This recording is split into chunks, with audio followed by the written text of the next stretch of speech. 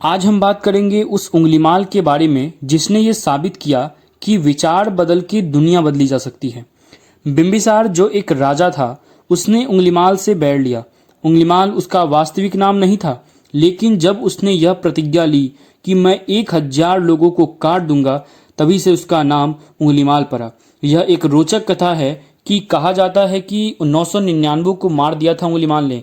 कभी कभी उसकी माँ उससे मिलने जाया करती थी, लेकिन जब उसने 999 को मार दिया तो उसकी माँ ने भी जाना बंद कर दिया।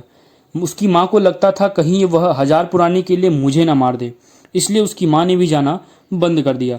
यह गौर फरमाने वाली बात है कि एक दिन की बात है, बुद्ध अपने शिष्यों के साथ उस रास्ते से गुजर रहे बहुत थे। खतरनाक तभी उनके डाकू एक रहता शिष्य है ने और कहा उसने कि प्रतिज्ञा ली भगवान है कि इधर से 1000 लोगों मत को जाइए, काट इधर एक। डालूंगा। बुद्ध ने कहा अब तो मैं अवश्य जाऊंगा। वो साधु ही कैसा जो सामने आती हुई परेशानी को देखकर पीछे हट जाए। तो भगवान वहां गए।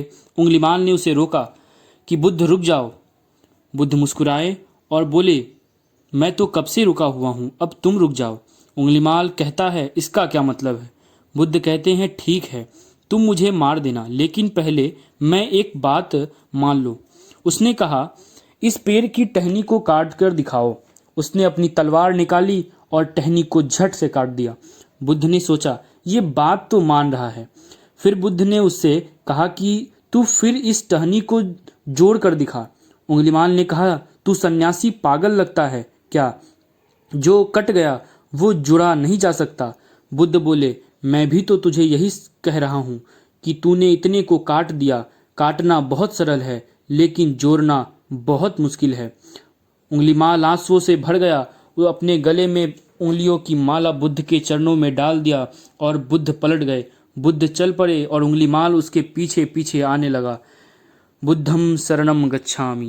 अच्छा है कि एक छोटे से विचार ने इतने बड़े डाकू को बदल डाला। तो एक छोटी सी सोच परिवर्तित कर कर हम अपने जीवन को भी बदल सकते हैं।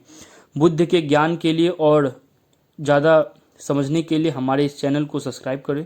धन्यवाद।